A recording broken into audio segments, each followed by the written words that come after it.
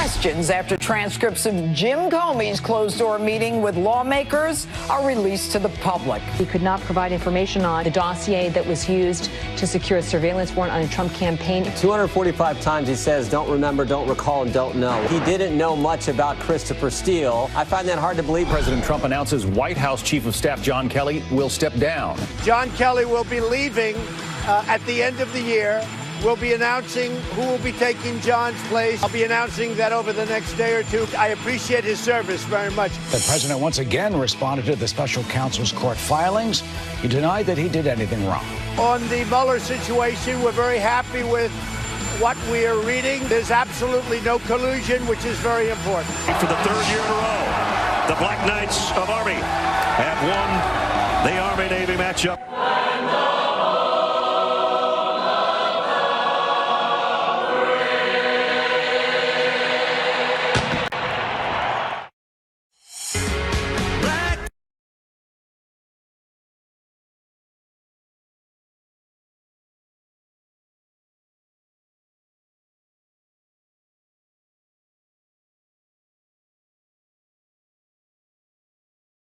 That went well for Navy yesterday, and it was the coin flip. That's it. They won the coin flip, and after that, it was all downhill. Morgan Ortega's talked a lot of trash yesterday. She really did. We should get a phoner. Listen, we should. We'll have her on the program. 3 years in a row, though. I mean, we lost 14 years in a row. Now we got a hat trick for Army. And, you know, 22nd ranked team in the country. And you attribute it to President Trump being there. Of course. He was there when he was president-elect. Yeah. He watched it from the White House. He attributes a lot of things, a lot of successes to President Trump. You might say I was also there. He's like their mascot, I guess, according to Pete. Oh. Well, he might be. America, I mean, isn't our president America's mascot anyway? That is true. The Navy has Bill the Goat, right? So, you know, we got the Black Knights. And also President Trump, apparently. Well, welcome back, Nicole. Thank you, guys. Yeah, great to be here again. And the president, as you noted, was at the Army-Navy game when he's dealing with all kinds of personnel shifts at the White House, but also new stuff. It's a little things bit going on. Maybe a new chief of staff, some other things, new attorney general. We'll get to that in a minute. But James Comey back in the news, front and center, something the president, no doubt, will be happy to hear about, because the transcript of Comey's closed-door testimony came out yesterday. And what I find most fascinating is the man who remembered enough bad stuff about President Trump to write a best-selling book and enrich himself suddenly can't remember all kinds of things when it comes to Hillary Clinton's emails, the dossier, and all kinds of things on the other side of the ledger he just can't remember. I don't know what you're talking about, Ed. I mean, he said it was 156 times that he was quoted, I don't know, 72 times, I don't remember, 8 times, I don't recall. I guess I don't know the difference between I don't recall and I don't remember. Just trying to mix it up. But, I mean, I guess you got to do that when it's only 200 and something pages and you have 200 and something lines of him saying, well, they made this deal, right? It won't be in public. It'll be behind closed doors, so we'll release the transcript. I think it doesn't matter you're in public or in private. If you're in a place where you feel like you might perjure yourself or you might contradict testimony, the only thing you can say is, I don't know, or I don't remember. I think it was a smart move, but you don't want to say, I don't know, because they can disprove that at some point. The I don't remember and I don't recall, no one can disprove that you don't remember something. But to Ed's point, great point, but to Ed's point, he wrote a book. He wrote memos. He remembered all kinds of things. Part of massive FISA applications. Suddenly, I don't remember. And I don't recall. Look at this exchange with John Ratcliffe, who's a Republican on the Judiciary Committee. James Comey admits the unverified nature of the dossier. Ratcliffe asked, do you recall that on numerous occasions subsequent to October of 2016, you, in your capacity as FBI director, referred to the Steele dossier as salacious and unverified? May I reply, as Comey? Yes, I don't know what I was referring to all of it. Maybe I was, but I had in mind some particular portions of it that were salacious and unverified. So when I called it salacious and unverified, I just meant a few portions. But he said the rest maybe of it was thoroughly vetted. But maybe it was all of it. But I was really referring to some of it. So is he alluding to it actually could have gone to all of it? Yes, and also Trey Gowdy pressed him on the point that, look, you think everything that President Trump did, whether it's firing you or other things, that it amounts to obstruction of justice, and you write your little memos about it. Then Barack Obama did that interview back in the 2016 campaign with Fox's Chris Wallace and said, let Hillary Clinton go. She didn't have criminal intent. What'd you think of that? And Comey said, I didn't see that through the lens of obstruction of justice. Gowdy said, well, did you make a memo about Barack Obama? And he said, what do you mean, a memo about this Fox News interview? No. Well, okay. So did you tell your staff not to be influenced by it? Right. And he said, no, I didn't. So President Trump does something he finds icky. There's a memo. There's a federal case. Barack Obama does something he finds questionable. He frankly doesn't do anything. So Comey said this as well. What I understand by verified is that we try to replicate the source info so that it becomes an FBI investigation and our conclusions rather than a reliable source's conclusions. That had not been done by May of 2017. So by May of 2017, James Comey admits nothing verified about the salacious dossier he's talking about. Yet, it is what our government used to justify surveillance of a presidential candidate, or at least that is the 4 big members question. of the How campaign. did that happen? How did this salacious, unverified document become the basis of how they got this warrant? And also, don't forget the 3 extensions of the warrant, if it was still uncorroborated and unverified at the time.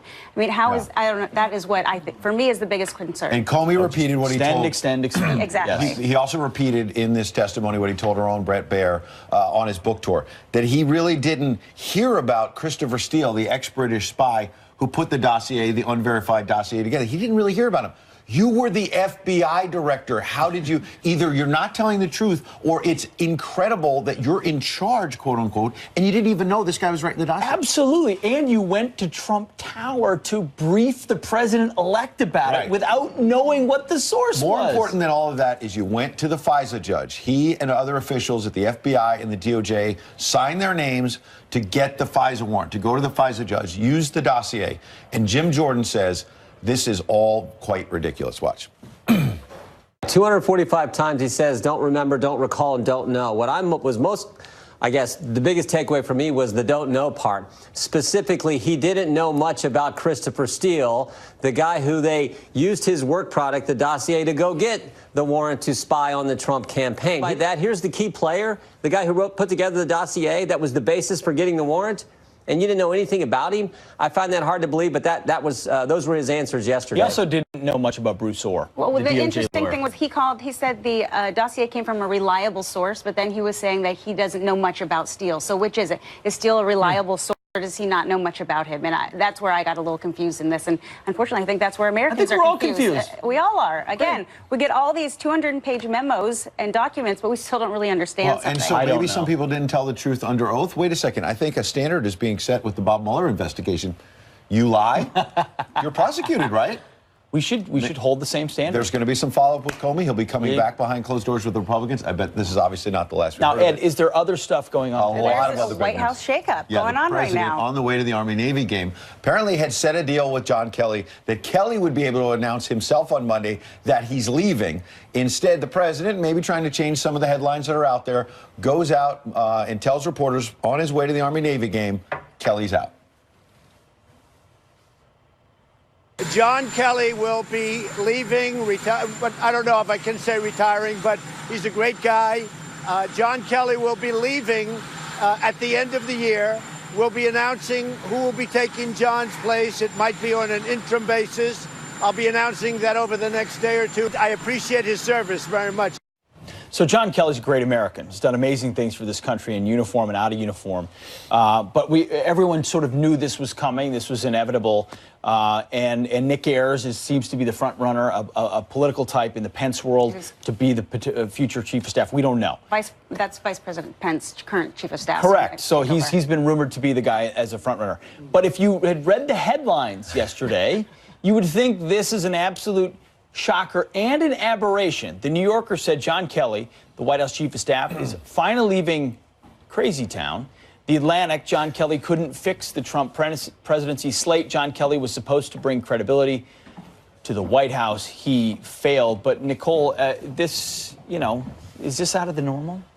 The turnover in the current administration is unprecedented. However, it is normal. Multiple recent presidents have had multiple chief of staffs. I mean, for instance, Barack Obama had, I believe, 3 to 4 in his first term with 5 overall. George Bush had 2. Bill Clinton had 4. But everyone just likes to hone in on President Trump and what's going on there. And, he did mention a couple of other possible turnovers recently. I think people just like to grab onto these You're right. headlines. People love to grab on these kind of things. It's not so crazy for this to happen in administrations. Well, let me quote one of the tweets, because you're right. People jump on this. 3 chiefs of staff in less than 3 years, pardon me, of being president. Part of the reason why the president can't manage to pass his agenda. Donald J. Trump, January 2012, about Barack Obama. So, Pete, I wonder why then Donald Trump, as a businessman, thought having a lot of chiefs of staff was a really bad thing. Well, every phase of a presidency requires different people. So you have John Kelly to steady the ship, and you brought in a lot of people that were finally true to the president's agenda, which he didn't have initially, who were true believers. Now you're entering a political season. You're going into 2020. You need, and I don't know Nick Ayers personally, but I know people that know him. He's a smart political mind. You're going to need that going into 2020 if you want another couple of years to legislate to make America great again, Ed. Yeah. Okay. Back then it was chaos. Now, hey, this no. No, His friends in the media called it chaos. I didn't. The chief came in, he ruled with an iron fist. He served his purpose, and now President Trump is ready to move on. It is a new phase, right? He's got to worry about his reelection. Yeah, it's just different times. He's moving on. But so are we. We're moving on to Carly Shimkus, who's joining us this morning. Hey, Carly, good morning, do you remember guys. your headlines, or do you not know them? I memorized them. You memorized them. overnight. James Comey didn't, but you're better than him. Thank you so much. You got it. I'll take it. All right, good morning, guys. Let's get your schedule change more than a month in advance.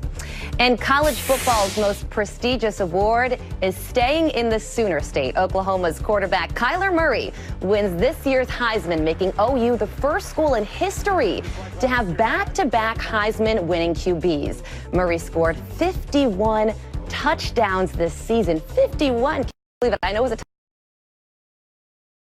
deserved win. You need to get on the Giants is all I know. All right. Thanks so much, Carly. Thanks. All right. NBC's Chuck Todd hitting Trump supporters for electing him as president. Shock to the system is just how gullible a big chunk of the country was to this. And gullible because maybe they want to be gullible. Our next guest explains what the media still doesn't quite get about Trump country. Thanks, Chuck Todd. We just told you about the White House shakeup. John Kelly out as chief of staff, a man who used to be part of that administration, former acting ICE director Thomas Homan. Here to react live. Rather have him than sleepy eyes Chuck Todd. Stay with us. Boy, here we go. On a roll. Fire it up,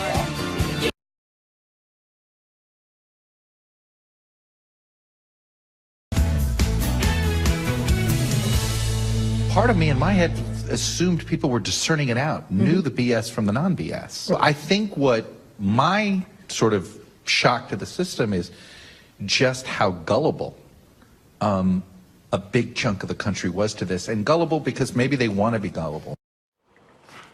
Well, the media continues to lecture Trump voters while refusing to look at why so many turned to vote for him in 2016. Our next guest explains what the media still doesn't understand about Trump voters. Here to tell us more is publisher and editor of the Hillsborough Times-Gazette, Gary Abernathy. Gary, thank you so much for being here. So you heard Chuck Todd. They're all gullible. Now, you wrote in 2016 from Ohio that the elite press didn't understand Trump voters and their motivations. How did they still not get it in 2018? Hey, Pete, good to be with you. I want to clarify, I'm the former editor of that paper. I'm now a freelance writer for the last several months. Got it. But to answer your question, it's because I think they still, 2 years ago, Pete, the media, a lot of the big media, pledged to do a better job. When President Trump shocked them by winning the election, they realized they had missed something across many parts of America, and they pledged to do a better job of covering all of America. And for a few months, I think they made an effort at that. But on the reporting side, I think they've just kind of retreated back to their bubbles, and they don't really, on a daily basis, try to reflect or get the input from rural America or heartland America nearly as much as they should. So, Gary, hi, it's Nicole. I have a question for you. So we're now 2 years later. They still don't necessarily seem to be understanding why Trump won. But we've resorted to calling him gullible. I mean, we know Hillary Clinton said it's a basket of deplorables. I mean, these name-calling tactics and just insults, they clearly are not understanding why President Trump won. And how do you see this playing out for 2020? well, and they can't understand without spending more time in the areas and with the people who supported the president. Nicole, as you know, there are a lot of labels thrown out to our part of the country, what some people call Trump country. And listen, I'm not defending the president. What I try to do is stand up for people who supported President Trump against the usual accusations of deplorables or racist or ignorant. And these are typical things. The Chuck Todd comment you played is very unfortunate. Until they make a greater effort to be here on a daily basis, whether that's opening more bureaus in places across the country or just checking in more often with folks in parts of the country like this, they'll never start to get an understanding about why people really supported Trump. You know, they like to do their analysis from hundreds of miles away or a thousand miles away about why people supported Trump. But until they really kind of live here and talk to people on a daily basis, they won't understand. We only you sometimes wonder, do they want to understand? We only have like 15 seconds, but when Chuck Todd calls him gullible, he's calling him dumb. How do you get past that? Well, I agree with that. Now, people who he's talking about aren't insulted by it because they have enough self-esteem not to worry about it. Yeah. But a terrible message across the country, and sometimes you just think it's a message they want to reinforce. You're right. Gary, thank you so much for being with us this morning. Gary, thank you. Thank you. All right, well, Oregon's governor, he wants to spend millions of taxpayer dollars to help illegal immigrants.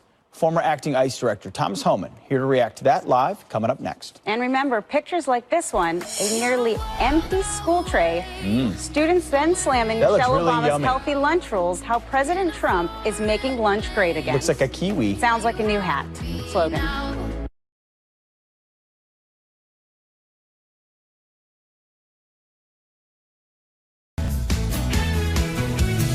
Good morning again. We're back with some headlines. China threatening Canada over the arrest of a high-profile tech executive. Meng Wanzhou was arrested in Canada last week on behalf of the U.S. The CFO of Huawei Technologies is accused of trying to evade U.S. sanctions on Iran. China's government says Canada will face severe consequences if she is not released. And a warning from the British Prime Minister Theresa May to members of Parliament. She tells a UK media outlet her country will face, quote-unquote, uncharted waters and grave uncertainty if the Parliament rejects the Brexit deal in Tuesday's vote.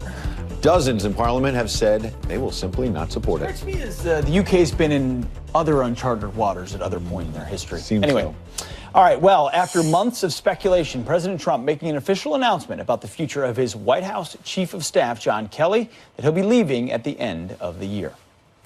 Fox News contributor and former acting ICE director Tom Homan worked under John Kelly when he led the Department of Homeland Security. He joins us now to react. Good morning. Thank you so much for being here. Yeah, good morning. Okay, so let's talk about what's going on. First, we have a little bit of a shakeup, as we mentioned already, in the White House with the president mentioning that John Kelly. What do you think about that? Well, first, John Kelly, he's an American hero, true patriot. I mean, I retired in January of 2017. I was in the office. I was leaving the office that day forever.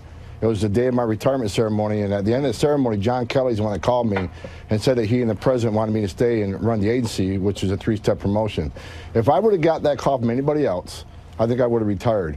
But how do you say no to a man that sacrificed so much for his country, spent 40-plus years in the Marine Corps, came back from retirement to step up to the secretary's job?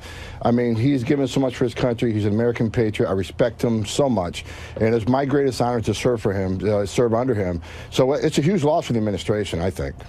Tom, so looking at his legacy, I agree with you.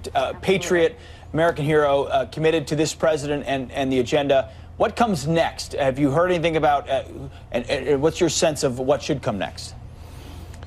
Well, it's going to be tough getting somebody to fill those shoes. I mean, you're talking about John Kelly. I mean, I hope whoever fills those shoes can keep the fight up that he fought. The guy stood by this president. He stood by Department of Homeland Security. He stood by law enforcement. He stood by the secretary under the attack she's taken. So it's going to be tough to fill those shoes. But we got a good president. I think the president has a lot of talent he can choose from.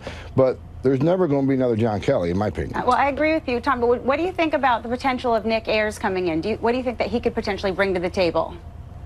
Look, I think whoever comes to the table, whether it's Nick Ayers or somebody else, they need to stand behind this president. They need to support his agenda, especially when it comes to national security, border security, defending this nation. So whoever it is needs to step up the plate and be shoulder to shoulder with this president from day one.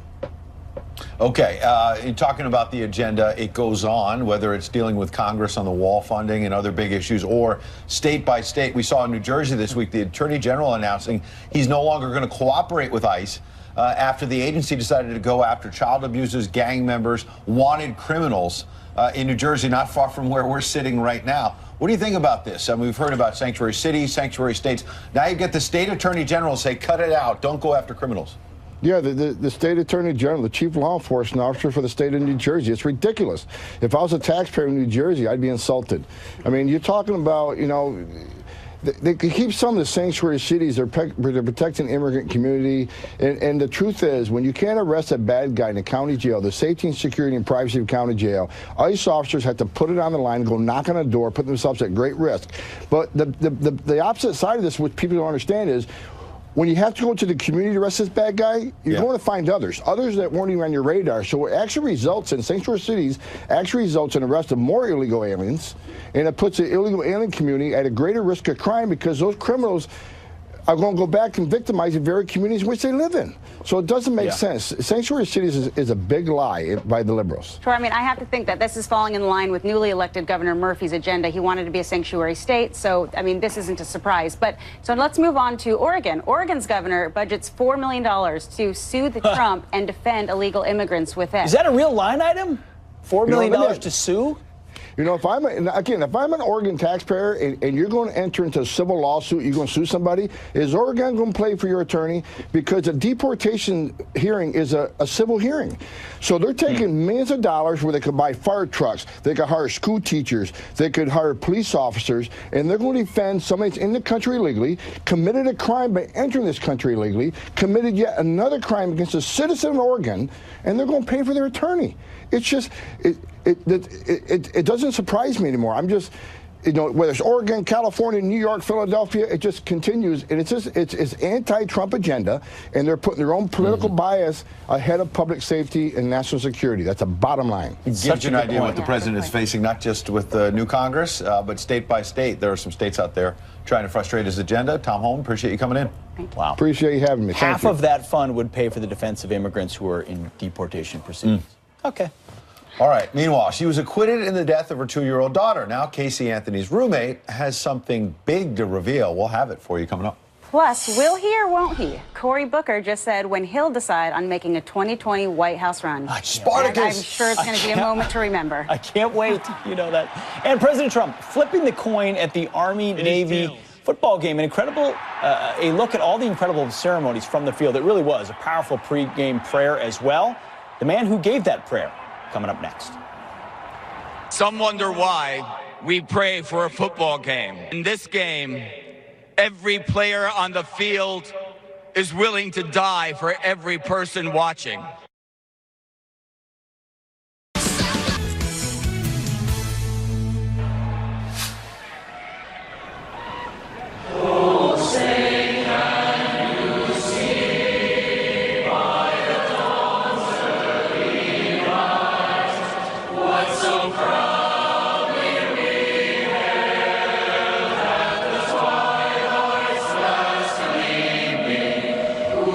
Stripes and the bright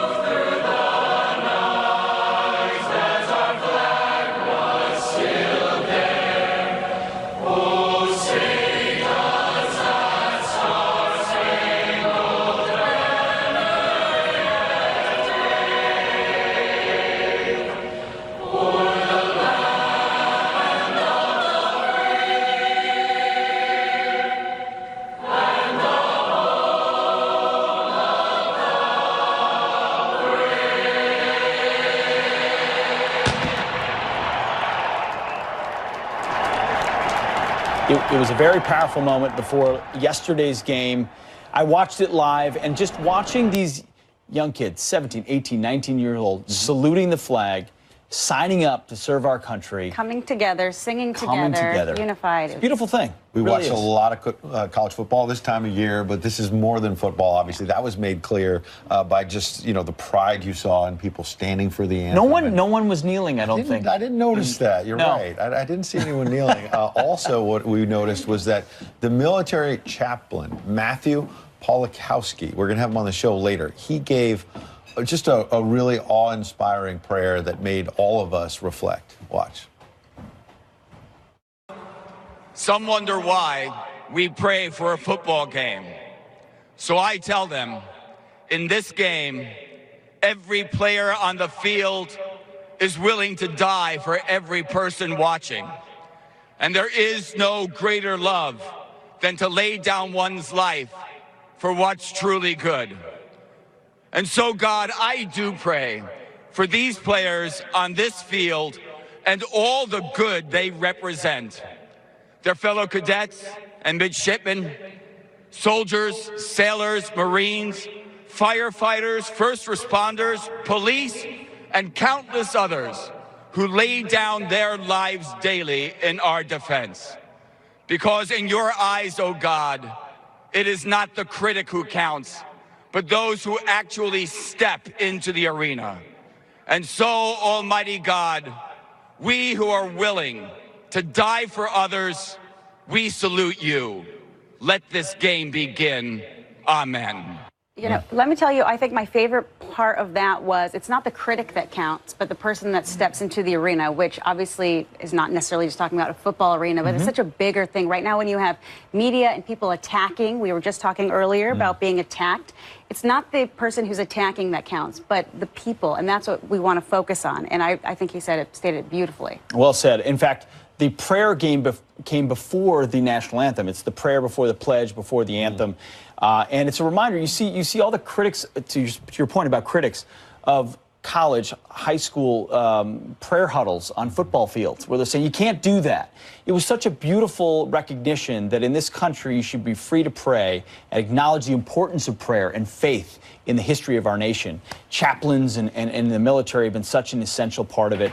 It was beautiful, and it was on national television. It was right there, and it was wonderful. The president was there, participated in the coin toss. I think I heard that Army won. I'm not sure. I think it's the only thing he's gotten wrong in 2 years. Oh, yeah. Is he flipped it and Navy won the coin toss. So that's the only thing he's done wrong. I think in 2 years. so. I mean, we'll check the record. We'll have the brain room check that out. But The 10th sitting president to be at that game. It was a great moment, great day. Absolutely. Pete's happy, so therefore we all have to be happy. We're all happy now. All right, but now let's. What is this, a dictatorship? Let's get to some headlines. You said it. This is good Hey, stuff. Carly. Hey, good Carly, morning, guys. good morning. If that doesn't make you proud to be an American, man, I don't know Absolutely. what would. All right, let's get straight into it. Remember Casey Anthony? Her former roommate is now speaking out in a brand new documentary. Listen. She was laughing and joking and having a good time while her daughter was missing. Well, Clint House recounting Casey partying after her daughter Kaylee disappeared. The 2-year-old's body was found 5 months after she was reported missing. Casey was found not guilty in her murder. House says Casey seemed like a loving mother, but now claims she is lying about everything. The documentary airs tonight on the Reels Network. And Democrat Cory Booker says he will take time over the holidays to think about a 2020 run for president. He made the announcement during a high-profile visit to New Hampshire over the weekend. The New Jersey senator said he expects to make a formal announcement in about a month. And making school lunch great again? Chocolate milk and biscuits are back on the menu. The Trump administration rolling back Obama-era school lunch rules. Under Obama, schools could serve only whole grains. The Trump administration loosening some of those guidelines, saying food is being wasted because kids don't eat it. More pizza. And take a listen to this. A touching reunion. A family forced to evacuate the California wildfires returns home weeks later to find their dog, Madison, waiting for them. He is the best. Imagine the loyalty of hanging in through the worst of circumstances and being here waiting. It was so emotional. tugs at the heartstrings. The family couldn't get to Madison before the campfire spread. The incredible reunion happening earlier this week. Don't you love that? That Those are is your headlines, amazing. guys. Yeah, Great really story. remarkable. Dog was Right? still waiting. Yeah. All right, now we're going to turn to your extreme weather. More than 1,400 flights canceled as a major storm slams the southeast. Parts of North Carolina expecting more than a foot of snow. That's right, a foot of snow as temperatures are set to plunge below freezing. All right, meteorologist Rick is live with how long the system is expected to last. I Rick, keep on stop waiting. laughing. I keep waiting for you to say my last name. Say it. I know it's in the script right It's- there, and then meteorologist Rick. Rick Muth. Yes. Nice. I know, I just don't want to fumble it. No, that was good. You can do it. You can do it. Yeah, so we do have a big storm going across, especially North Carolina, but also into Virginia, back across the southern Appalachians, in towards the Smoky Mountains. Everywhere here, we've got winter storm warnings going on. We're going to be watching very heavy snow throughout the day today, but we have a real big problem between what is rain and what is snow. It's always really difficult to forecast that. We know it's all rain to the south. We have flooding concerns here across much of Georgia. Also really windy with that rain. We'll see probably a number of trees go down, and we're going to be watching for power outages. But here's the snow. Look at that. Charlotte, you're right on that edge. Looking at a little bit of freezing rain accumulating, some icing, and then some big heavy snow. The snow, by the way, is moving a little bit farther towards the north, kind of just to the south of D.C. is where we'll see the accumulating snow. All right, guys. All right, No in the Rick Carolinas. Meteorologist Rick. There you go. Well done. All right, well, coming up, those wanting to be a police officer taking a hit, job applications plummeting at departments nationwide. An assistant police chief is here to tell us what's behind that troubling trend. All right. Plus, Andrew McCarthy, Mike Huckabee, Corey Lewandowski, and former Reagan economic advisor Art Laffer, all here live. Of the curve. Yeah. Laffer of Laffer.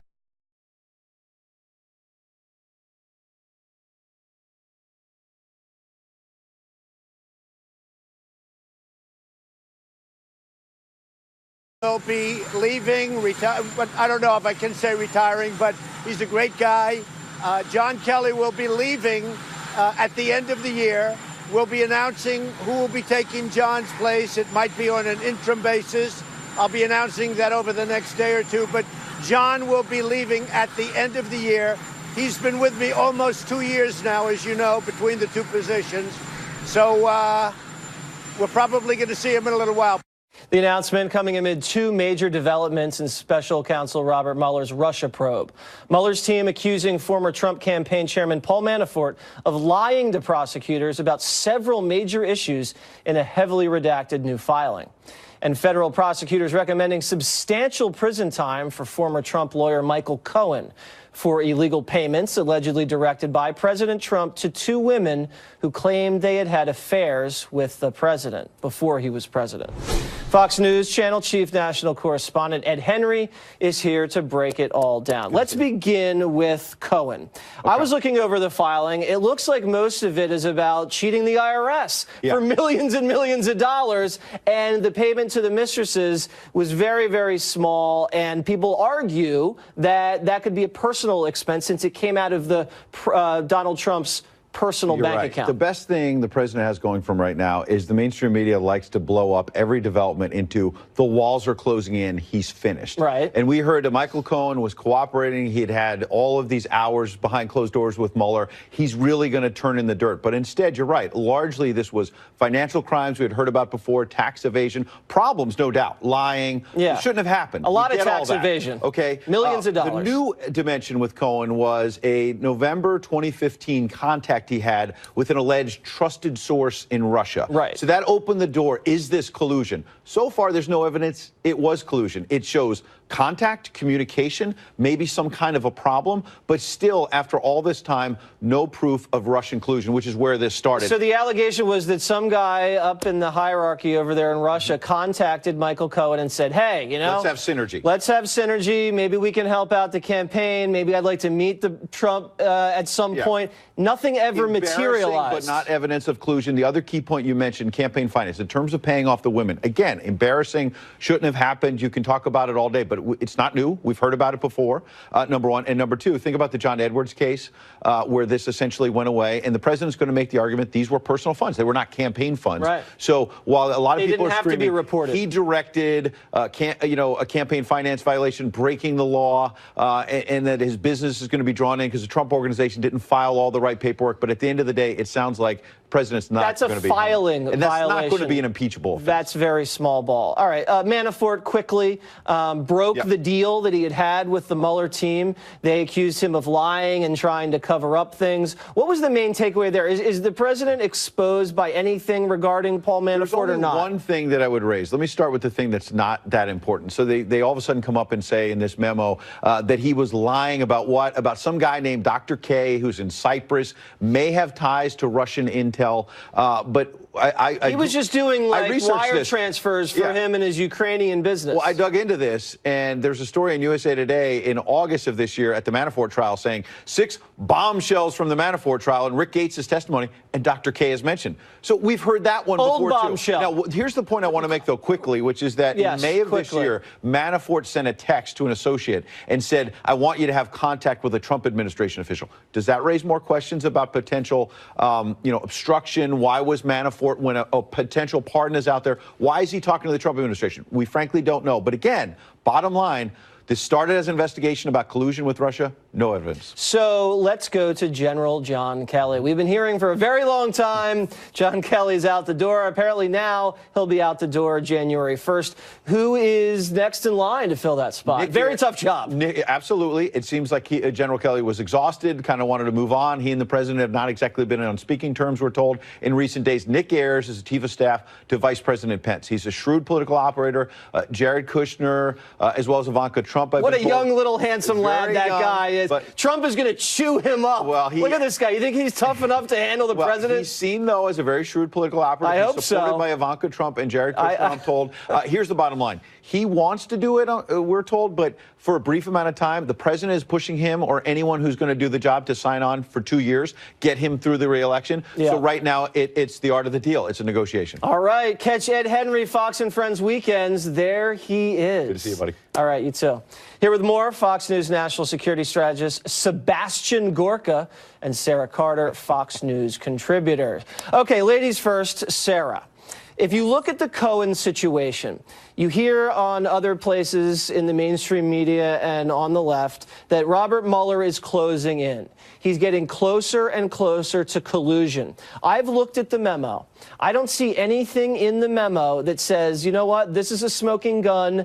This is now Mueller really sinking his teeth into collusion. I see a lot of speculation and circumstantial evidence and the word Russia thrown in there once or twice, but nothing that I can say, aha, he's got him.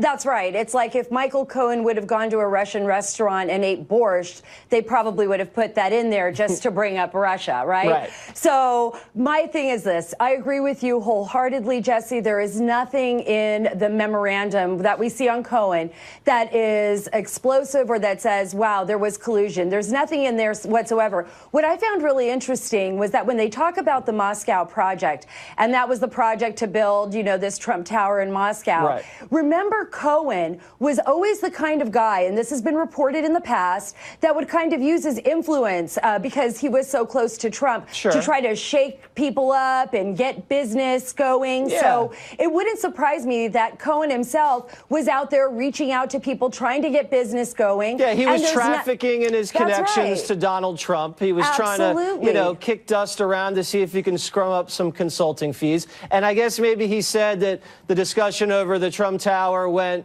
to January. In fact, maybe it went into June, to difference of a few months. That's but right. I didn't really see anything that said to me, Dr. Gorka, that we're anywhere closer to where we were a year and a half ago with this thing. Do you?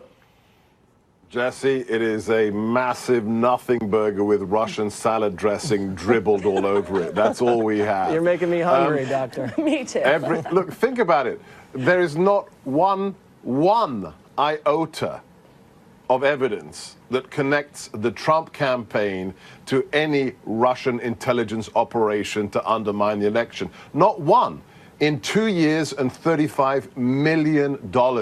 Robert Mueller is a complete and utter failure. He's grasping at straws. The testimony we have from Dr. Corsi tells you everything you need to know. These are tax evasion charges. We have two baskets of indictees here. Right. We have tax evasion, right? We have things that have nothing to do with the Trump campaign, wire fraud 12 years ago.